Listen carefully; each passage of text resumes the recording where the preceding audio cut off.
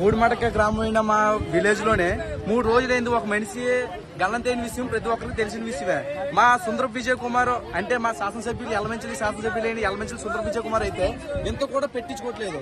ఎంత కూడా పెట్టించుకోకపోవడం వల్ల మామే స్వయంగా దిగి 20 బోట్లు సముద్రంలో నాన్ స్టాప్ గా గాలింపు జరుగుతుంది. గాలింపు జరగడంలోనే ఒక్కరు కూడా ఏ మాత్రం ఆచూకీ కనిపించట్లేదు. ఆచూకీ కనిపించకపోవడం వల్ల ఆ ఫ్యామిలీ మొత్తం చాలా నిరాశ చెంది ఉన్నది. చూసి కదా ఫ్రెండ్, ఇప్పుడు ఏ విధంగా మా వాళ్ళు అయితే ఏడుస్తున్నారు, నాన్ స్టాప్ గా 3 రోజుల నుంచి నాన్ స్టాప్ గా ఏడుస్తున్నారు.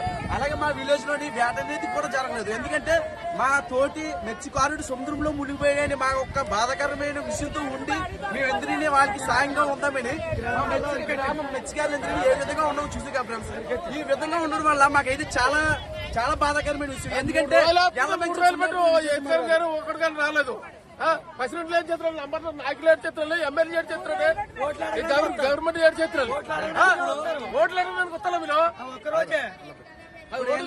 మేము మత్స్యకారులు పుట్టదే మా తప్పు అనుకుంటే ఇప్పుడు డిగ్రీలు చేసి ఉన్నారు, ఇంటర్లు చేసి ఉన్నారు, ఐటీలు చేసి ఉన్నారు, డిప్లొమా చేసి ఉన్నారు.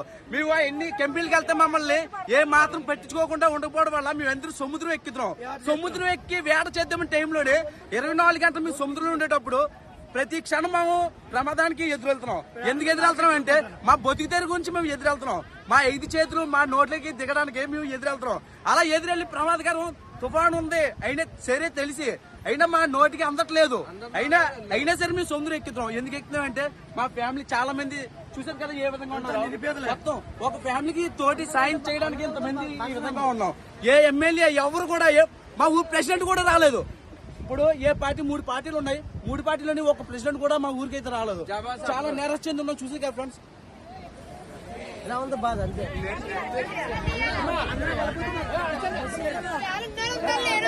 పరిస్థితి